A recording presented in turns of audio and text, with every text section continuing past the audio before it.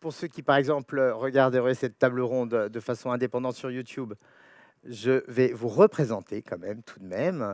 Alors, de droite à gauche, Alexandre Alonso, vous êtes trésorier du GEM Gémancipe.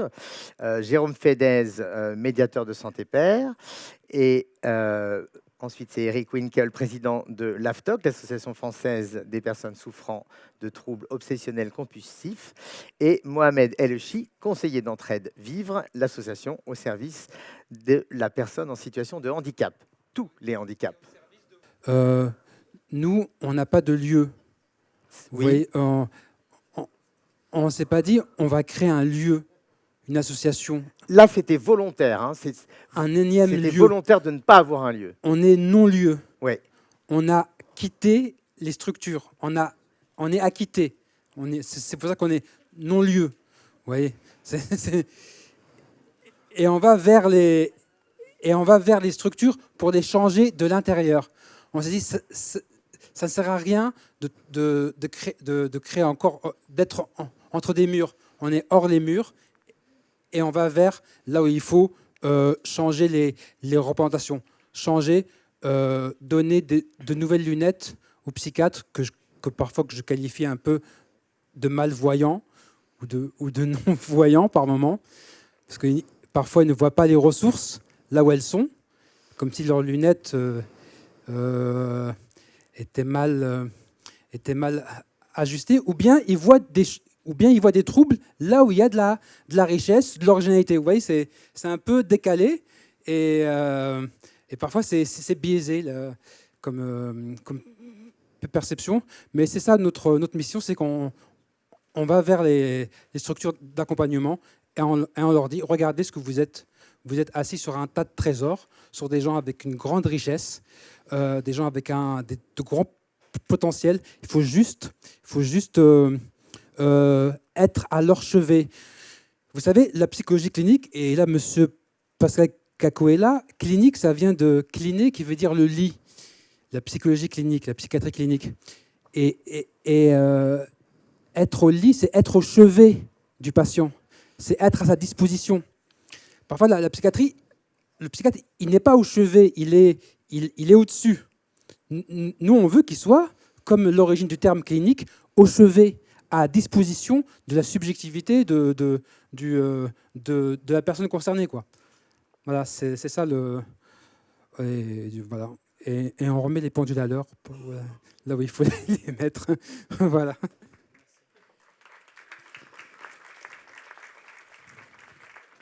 Oui, donc le thème de la table ronde, c'est bien l'apport du collectif à son rétablissement personnel. Oui. Enfin, en tout cas, au rétablissement en général, mais c'est vrai que votre rétablissement personnel nous intéresse, bien sûr, évidemment. Effectivement, plus que tout. je ne peux pas parler du rétablissement d'autres personnes parce que c'est un processus intime, individuel, émancipateur.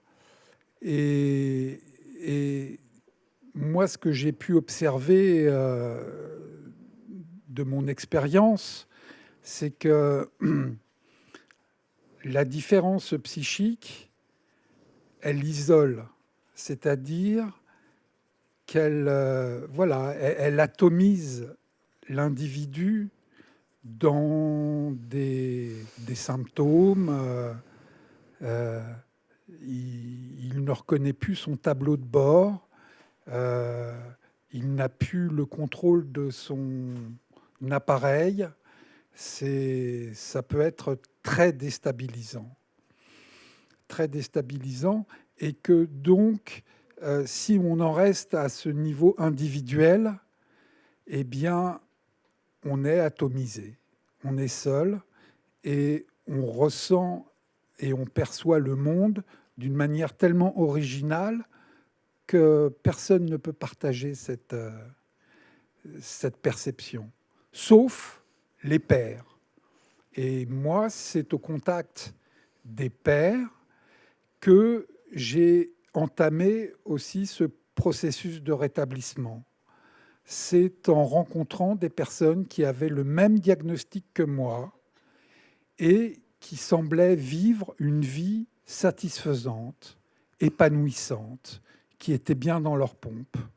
Et ça m'a beaucoup aidé de voir que la fatalité qui m'avait frappé n'était pas en fait une fatalité, c'était un événement marquant, mais qui pouvait être la pierre angulaire d'un mouvement où je deviendrais non plus spectateur de ma vie, mais acteur de ma vie. Et ça, je le dois à un monsieur qui m'a tendu la main dans cette association et qui m'a dit « Allez, viens avec nous ». Et ça a été un apport très important. Vous dites même, enfin vous m'avez dit même, la cité vient à mon secours. La cité vient à mon secours, oui, c'est-à-dire que je me définis comme quelqu'un de très sociable. J'aime la sociabilité, j'aime vivre en société. Je suis... Voilà, j'aime être avec les gens. Mais c'est vrai que du fait de cet atypisme de perception et de mon parcours de vie et de soins, j'ai des accroches plus nettes avec des gens qui entreprennent, qui agissent pour eux, bien sûr. On agit d'abord toujours pour soi, mais aussi dans un but un peu altruiste. Voilà. Je ne peux pas me sentir bien si quelqu'un à côté de moi est mal. Je le ressens. Et je vais tout faire, ce qui est dans ma mesure, pour qu'il soit bien. Oui, on en vient à cette notion de compassion, d'une certaine façon. Compassion, c'est un mot religieux un petit peu. Non, pas du tout. Pas du tout. Moi, j'aime bien peut-être l'altruisme, c'est-à-dire effectivement faire société et faire en sorte que toutes les personnes qui sont ici soient bien et aient le sentiment d'apprendre sur elles et puis d'avancer aussi dans leur parcours de vie. C'est vous, Alexandre, qui m'avez parlé de compassion? Non, déjà, je suis pas croyant. C'est pas religieux, hein. C'est pas religieux la compassion, hein. Altruisme, compassion et empathie, c'est pas des termes religieux du tout. Anyway, Eric, vous aviez l'air de vouloir prendre la parole. Oui, si on veut. Allez-y, avec plaisir. Quand j'ai intégré le groupe pour préparer ce forum, je disais, bon, j'ai participé à de nombreux forums ici, et je disais, bon, c'est très intéressant, c'est très émouvant, tous ces parcours intellectuels, tous ces parcours de vie. Et je me dis, mais après, chacun rentre chez soi, et qu'est-ce qu'on en fait tous ensemble?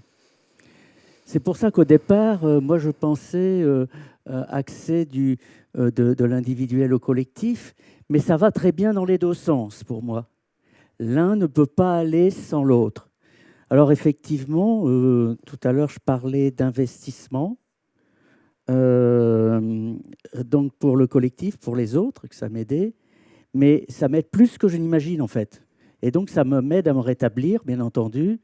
Et quand je participe à des groupes de parole, donc la parole, le but c'est que chacun puisse exprimer ce qu'il ressent, ce qu'il vit, les uns et les autres rebondissent. Et j'ai des fois eu les larmes aux yeux. Vraiment tellement il y a des témoignages qui étaient émouvants et lourds, quoi. Et à un moment donné, je me dis, mais de quoi je me plains? Parce que j'apprends dans ce cas-là aussi à ne pas être, à me regarder le nombril. C'est important soi-même, mais soi-même avec les autres aussi, pour les autres.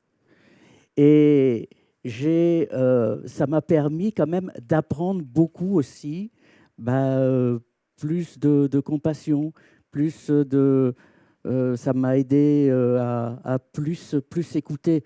Et bon, je fais partie, comment on va dire, j'ai aussi, je suis fou, hein, comme tout le monde le sait. Donc, comme je disais tout à l'heure, bon, être fou, c'est pas grave, hein, puisque bon, on s'amuse bien quand on est fou. Et j'ai l'habitude aussi de dire, et plus on est de folle, plus on rigole. Pourquoi? Parce que je suis aussi homosexuel. Et donc, j'ai aussi déjà vécu pas mal de caricatures, de rejets, de tout ce qu'on veut, de clichés. Et je me suis rendu compte quand même que lorsqu'on a autour de soi ce type de réaction, il n'est pas inutile d'aller vers ceux qui vous condamnent, ceux qui vous méprisent, ceux qui vous, voilà, qui vous classifient. Parce que petit à petit, je pense qu'il y a des choses qui se déroulent, qui se font, pour que les gens, chacun a sa vie. Et effectivement, tout est tellement cloisonné qu'il faudrait accepter que chacun puisse exprimer ce qu'il est, ce qu'il vit. C'est pas facile, mais je pense que quand on va vers les gens, c'est aussi ça aide à décoincer les gens. Et moi, c'est ce que j'apprends aussi. Donc, on parle du collectif vers l'individuel. J'apprends aussi à prendre du recul sur ce que je vis, sur moi-même. Et puis, alors, il est vrai que j'avais entamé ça tout à l'heure. C'est je parlais de l'Acceptance and Commitment Therapy. Je peux quand même en dire 2 mots. Mais bien sûr. Hein.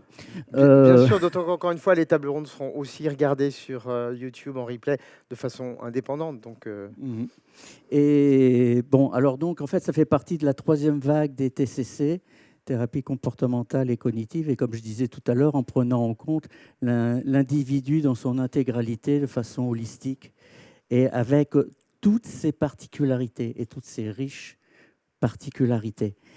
Et quand j'ai... Alors, l'ACT, Acceptance and Commitment Therapy, ça a été créé par quelqu'un qui s'appelle Stephen C. Hayes, un professeur des États-Unis. Faut qu'on rigole, vous connaissez. Voilà, donc un professeur aux États-Unis qui avait mis ça en place. Et quand c'est venu en France, quand on a commencé à en parler en France, il y a 30 ou 40 ans, je me suis dit, mais moi, je fais ça comme M. Jourdain fait de la prose. Ça m'a quand même aidé à restructurer un petit peu mon raisonnement pour dire que tout ce qui est le bon sens aide énormément. Alors, pour le psychique, pour les troubles psychiques, je dis, bon, bah, voilà, je suis comme je suis, j'accepte, je m'accepte. J'accepte mon voisin, j'aime mon voisin. Voilà. Et donc, je dis, je ne suis pas la maladie.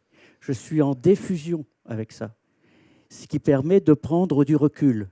Et donc, en fait, si je me vois avec du recul, je ne suis pas la maladie, je suis quelqu'un d'autre, je suis quelqu'un, et comme tout à l'heure je disais, bon, avec ses objectifs de vie, le sens de la vie, etc. Et ça, c'est le 3e point de l'hexaflex, parce que dans l'acte, on parle d'un hexaflex, c'est un hexagone à l'intérieur duquel on a flexibilité. Et quels sont les pôles de flexibilité qui nous permettent de réagir contre la rigidité. La rigidité des tocs, c'est quelque chose. Je parlais un petit peu ce matin. alors, vous, par exemple, qu'est-ce que vous avez comme pôle de flexibilité? Eh bien, l'acceptation. D'accord. La diffusion, j'ai appris aussi à me dire non, c'est pas moi, c'est un nuage. Si je regarde, c'est un nuage qui passe. Si c'est un nuage qui passe, c'est pas moi et je prends du recul. Si je prends du recul, le monstre, il est plus loin et c'est pas moi. D'accord. Et d'autres pôles, Oui. alors il y a un pôle qui est très important, c'est travailler sur l'instant présent. Et là, ça rejoint tout ce qu'on se disait ce matin sur relaxation, méditation, se faire du bien, harmonie corps-esprit, harmonie avec les autres dans son environnement. Alors, les autres faisant partie de l'environnement, mais quel que soit l'environnement. Hein, et donc, ça, je pense que c'est important. J'ai fait beaucoup de Qigong, aussi de relaxation. Et même quand on parlait du sport, tout à l'heure, c'est très important. Pourquoi ? Parce que on s'aère l'esprit, on bouge. Pour moi, je visualise les nœuds qui se défont dans ma tête. quand je fais du sport. Ça fait circuler les énergies. Et ça, je pense que c'est très important. Ça va peut-être être abordé dans un autre forum. Parce Mais que alors, parler du... pardon. Oui, pardon. Est-ce qu'il vaut mieux que ce soit justement un sport collectif? Pas forcément. Pas forcément. Enfin, moi, je me contente aussi de sport individuel. Mais quand je fais, par exemple, du Qigong, c'est avec d'autres. Donc, sport collectif aussi. En tout cas, tout ce qui permet, dans le travail sur l'instant présent, de travailler tout ce qui est énergie, mais aussi tout ce qui est contact avec les autres. Ça, j'insistais beaucoup sur les valeurs qui font qu'on est en contact. Et quand on est en contact, on est dans l'instant avec l'autre. Et on arrête de... Enfin, on arrête, c'est pas facile, des fois, hein, mais bon, on n'est plus dans ces angoisses et ces névroses. Et C'est ça, pas Mohamed qui dira le contraire. Hein, ouais, voilà, c'est ça. Donc ça, pour moi, c'est très important, le contact avec les autres. On parlait de travail, qui peut être émancipateur, mais il n'y a pas que le travail. Tous les aspects de la vie peuvent émanciper. Hein. On parlait de sport, de culture, de l'ensemble, parce qu'on est des êtres, des êtres humains, encore une fois, à part entière. Ça me paraît évident, mais c'est encore plus évident en le disant, pour que chacun puisse l'accepter. Et donc ça, c'est un pôle aussi. Sur l'hexaflex, il y a un autre pôle, j'en parlais ce matin, c'est les valeurs. Qu'est-ce qui fait qu'à un moment donné, ma vie a un sens? Parce que j'ai 65 ans, je me dis, bon, j'ai passé beaucoup de temps aussi à m'angoisser. Bon, je pense avoir fait un certain nombre de choses, parce que j'étais pas mal dans l'associatif et l'humanitaire, mais je me dis maintenant, comment je transmets à tous les autres, en particulier à tous les plus jeunes, qui ont toute leur vie à faire. Et c'est pour ça que je me suis dit, comme valeur, je vais consacrer une partie de ma vie, alors à d'autres choses aussi, mais à mes frères et sœurs toqués. Voilà. D'où l'engagement que j'ai dans ce cadre-là, tous les objectifs que je me donne, mais je ne suis jamais content non plus. Hein. À un moment donné, je dis, est-ce que j'ai bien fait? Les tocs rentrent dedans, mais je dis, après tout, je laisse aussi chacun... maître est capable de... Il ne faut pas que j'imagine que les gens ne vont pas comprendre ce que je dis ou vont mal interpréter. Parce qu'il y a souvent ça aussi, on est toqué. C'est est-ce que j'ai dit quelque chose qui va choquer? Est-ce que j'ai dit quelque chose que quelqu'un va mal interpréter? Et puis je dis non, je m'en fous. Je m'en fous. Je fais confiance aussi à l'autre. Voilà. Ça, c'est l'épaule, en fait, de cette thérapie, ACT, Acceptance and Commitment Therapy. Voilà. Moi, j'avais une pensée particulière pour mes collègues MSP qui sont dans la salle, que je salue et que je remercie d'être venus. Parce qu'on parle effectivement de bonnes intentions. On est tous mus par de bonnes intentions. Mais comme vous connaissez le proverbe, l'enfer est pavé de bonnes intentions. Et il se trouve que dans ce processus de rétablissement qui m'a amené à retourner en psychiatrie, mais non plus en tant que personne en soins, mais en tant que professionnel du soin, j'ai été amené à observer finalement le fonctionnement de l'institution depuis cette place très particulière. Alors, les médiateurs de santé père sont des pères aidants, si vous voulez, avec une spécificité, c'est un diplôme universitaire qui vient sanctionner 3 ans d'études. Bon. Et du coup, je suis une sorte d'ouvrier du soin, parce que je n'ai aucun pouvoir, je n'ai aucune responsabilité. J'ai été en fait propulsé dans des équipes de soins qui m'ont d'abord regardé un peu comme un mouton à 5 pattes et qui se sont dit, mais si je lui dis ça, est-ce qu'il ne va pas décompenser? Si on lui fait ça, est-ce qu'il ne va pas décompenser? Enfin bref, qui me percevaient essentiellement comme un patient. Bon. Moi, ce que j'observe depuis 4 ans maintenant, c'est qu'il y a un problème dans l'institution psychiatrique proprement dite de résultats. C'est-à-dire que toutes les personnes qui travaillent avec de bonnes intentions, mais le système, en fait, travaille, lui, à produire un contexte, un écosystème qui lui soit favorable et qui lui permette de continuer d'exister et de prospérer. Donc, ce n'est pas un système franchement émancipatoire. Et pour les personnes qui travaillent aujourd'hui en psychiatrie, le phénomène de chronicisation de la prise en charge des personnes en soins est un vrai problème. Voilà. Et je dis, et modestement, en tant qu'ancien usager, en tant que nouveau professionnel, je dis qu'il y a des solutions. J'ai participé toute l'année 2023 et l'année 2024 à une commission d'attribution des ressources de l'ARS, c'est-à-dire qui finance toute la psychiatrie publique en Île-de-France. Est-ce que vous avez une idée du montant de l'argent qui est dépensé tous les ans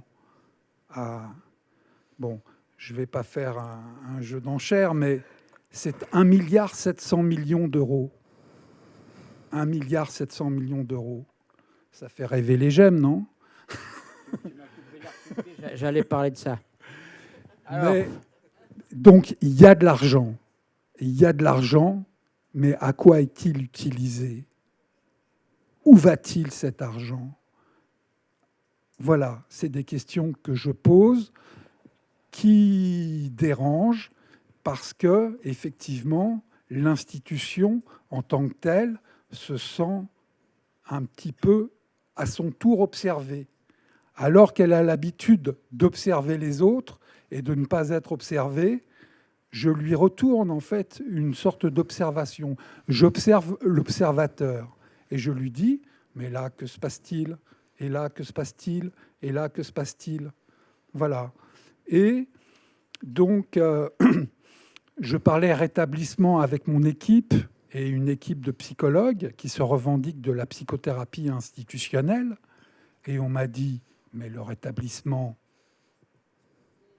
je ne vais pas vous dire exactement ce qu'ils ont dit parce que ça vous choquerait, mais elle n'y croit. Enfin, il se trouve que, bon, il y a plusieurs personnes, mais pas mal de femmes, elle n'y croit pas.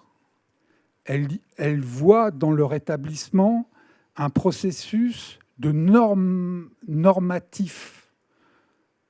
Travail, famille, bon. Mais oui, patrie, c'était effectivement mais quelque chose de très normatif.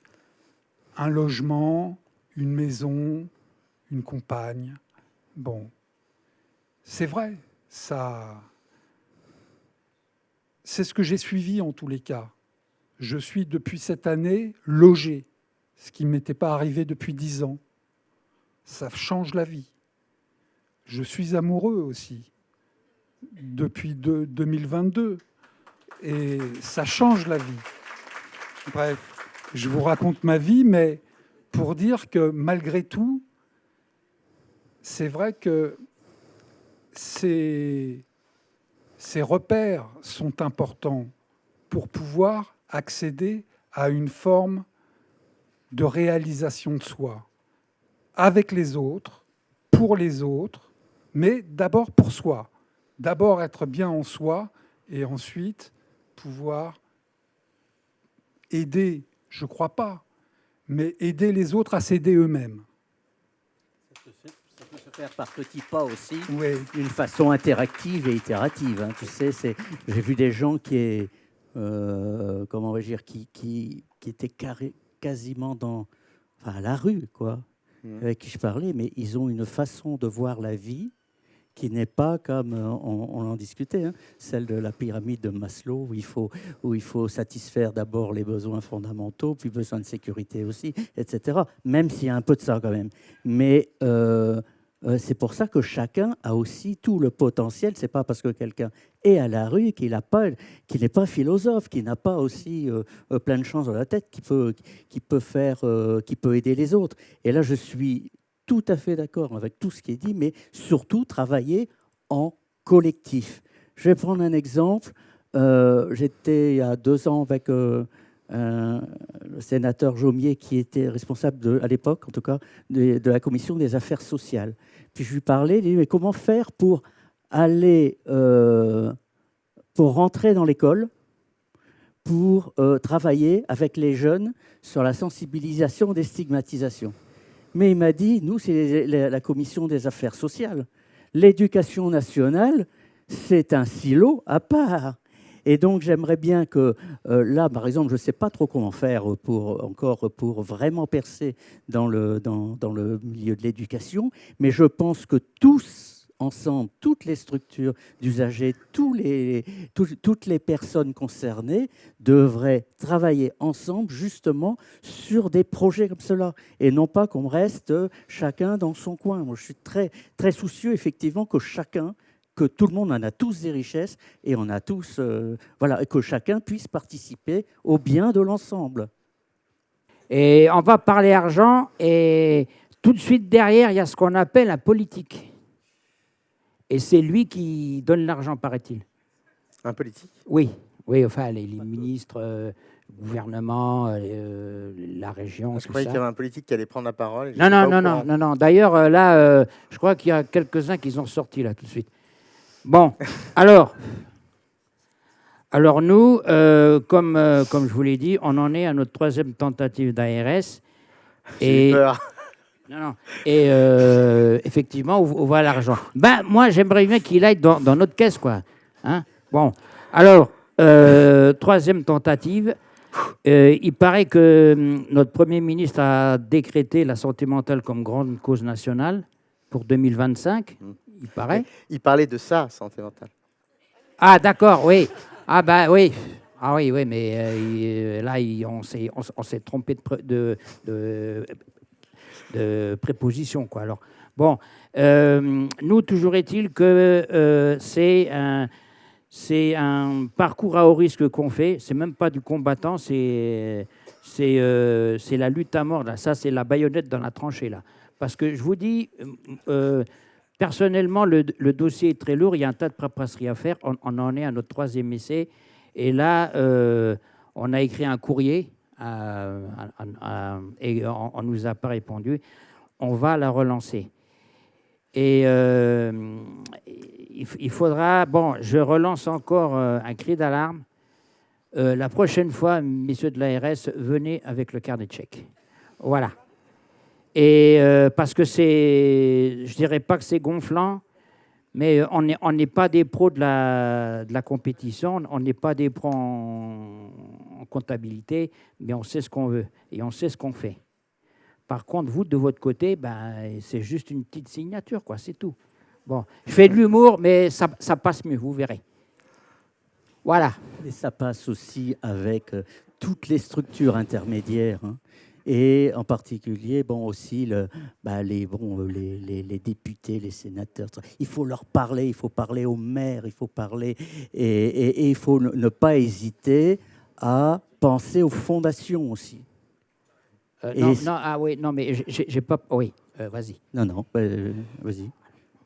Alors nous, les GEM, c'est assez particulier puisque c'est la subvention ARS. Alors on ne s'est pas adressé aux fondations parce que d'un commun accord, on a dit, bon, on ne va pas s'adresser à un tel et un tel et un tel parce que ça fait de la paperasserie et surtout, ce n'est pas pérenne.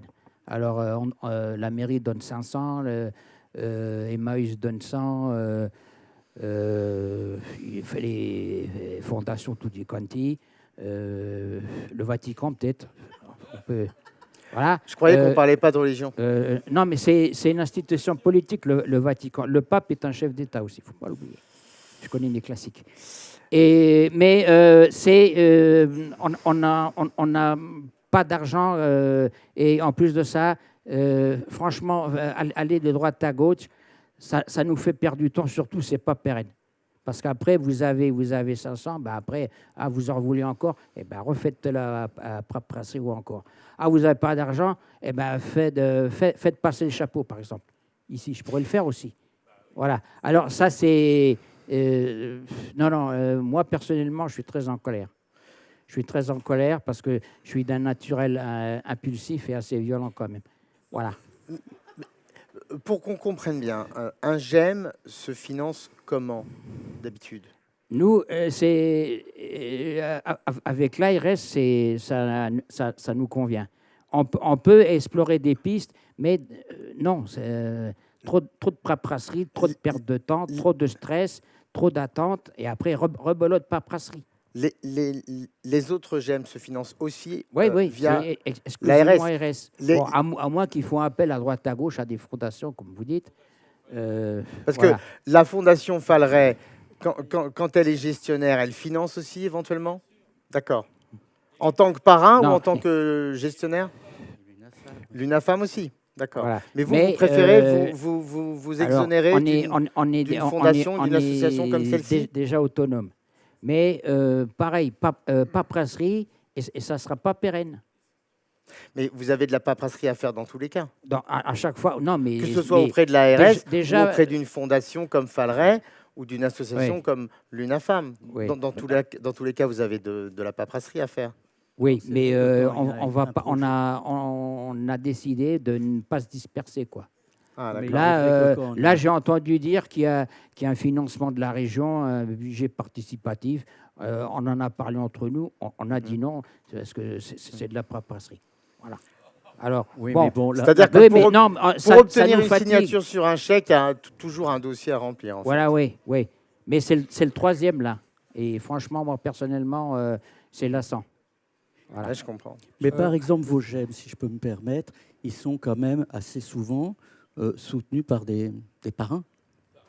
Oui, C'est parrainé. c'est Est-ce que la une loi fois- même. Est-ce que quand vous avez une idée un peu précise de ce que vous voulez faire, vous ne pouvez pas vous faire aider pour faire le dossier et rédiger l'argumentaire? Et on n'avait pas fait ça une fois?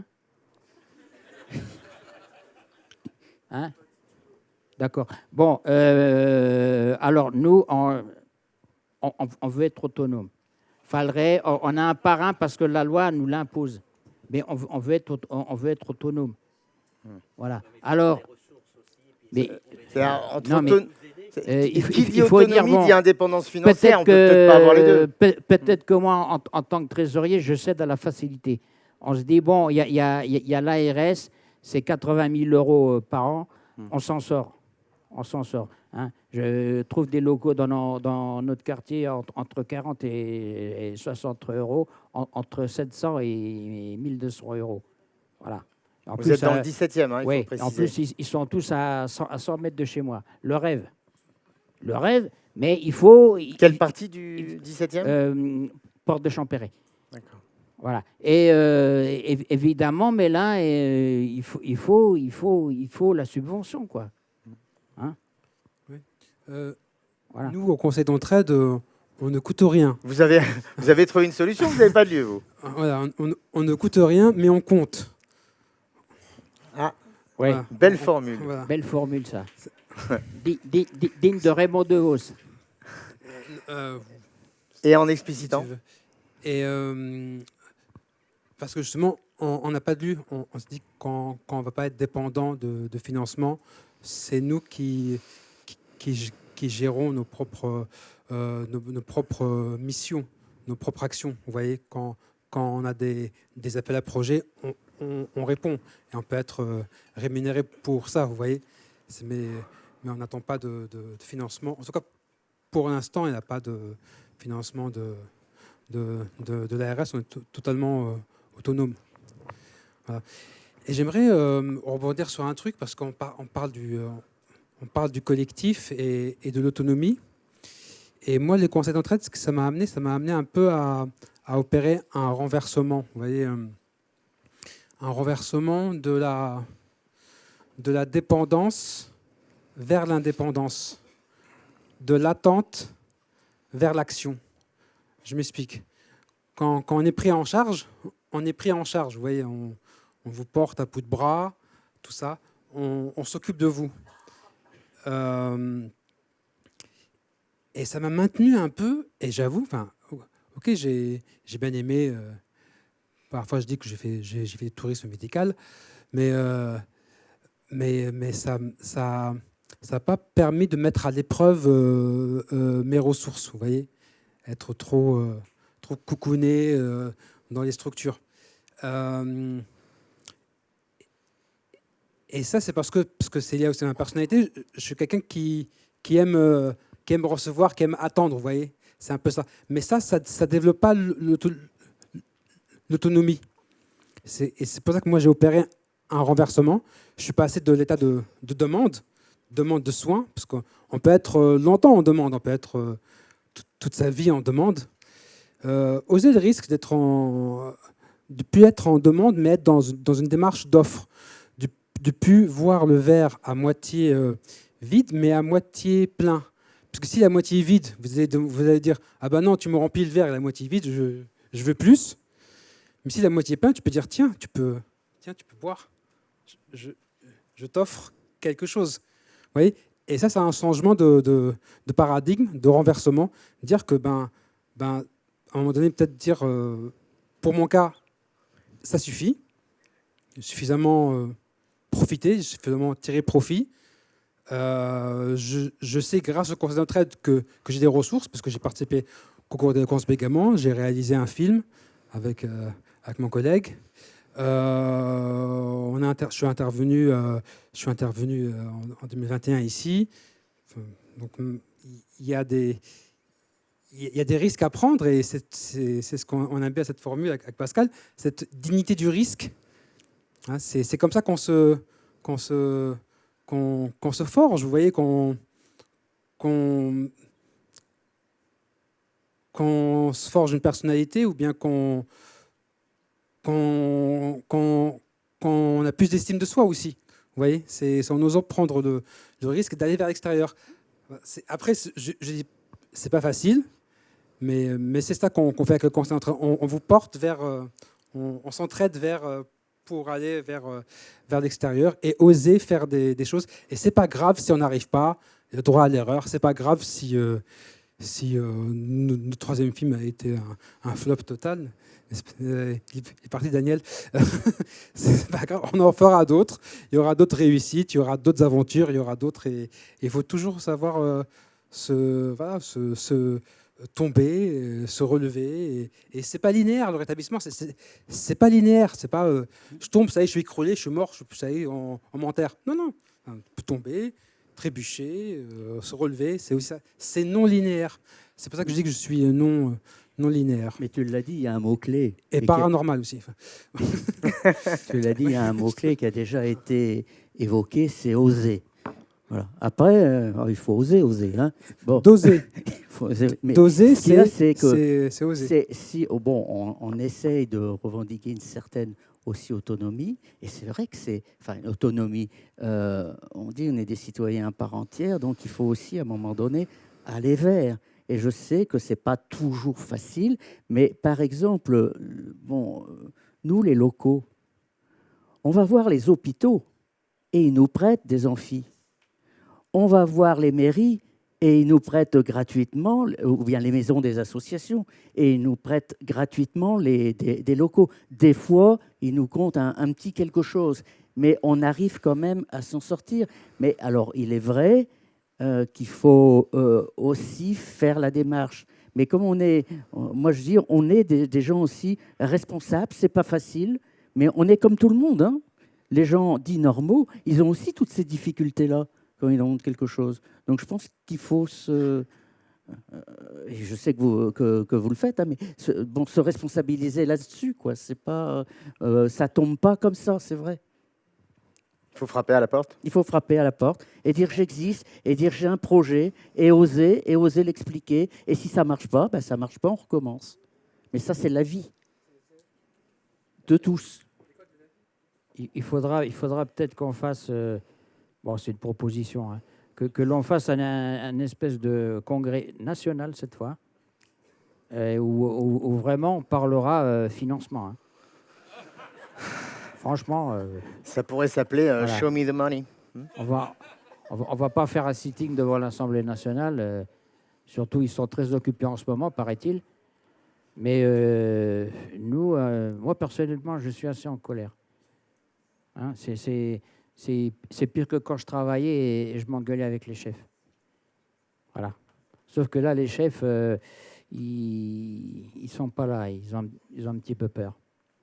Mais voilà quoi. Hein. Le financement, ça fait tout. Et là, quand on parle argent, c'est un sujet qui fâche.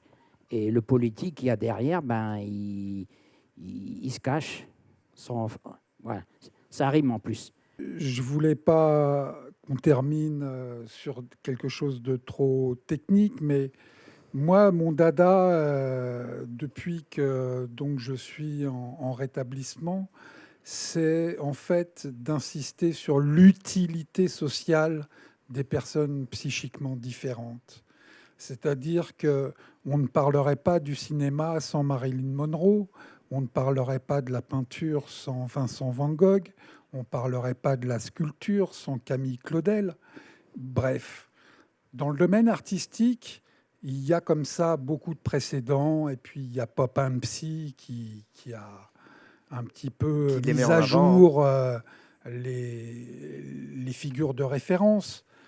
Bien, mais au niveau associatif, au niveau politique, je crois qu'il y a un vrai champ d'investigation dont on doit se saisir en faisant valoir nos droits. Parce que depuis le XVIIe siècle, depuis les hôpitaux généraux, où tout ce qui faisait tache dans le paysage pré-capitaliste de l'époque, eh bien, on les a enfermés à l'hôpital. Voilà. Et ça a fait comme une sorte de cocotte minute. Mais je ne dirais pas une cocotte minute, moi je pense au cœur d'un réacteur nucléaire. Donc c'est plus puissant. Et quelque part, ce réacteur s'est fissuré. Et on infuse quelque part, on infuse une nouvelle façon de voir les choses, d'appréhender les problèmes, de les résoudre aussi, de manière collective, de façon collective, mais aussi bienveillante, mais aussi pas pas normative, mais adaptée à chaque personne pour que chacun puisse être bien là où il est. Voilà.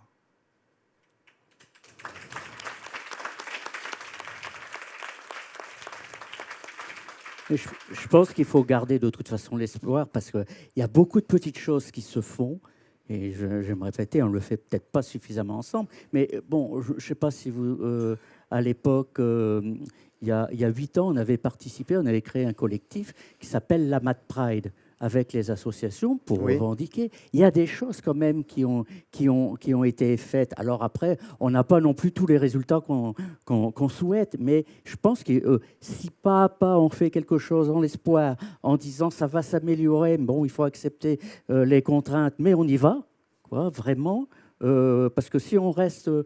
moi, je ne voudrais pas qu'on termine ce forum sur une note négative. Je pense qu'on peut faire les choses, mais ce n'est pas facile. Mais il faut pouvoir prendre les initiatives et se mettre ensemble.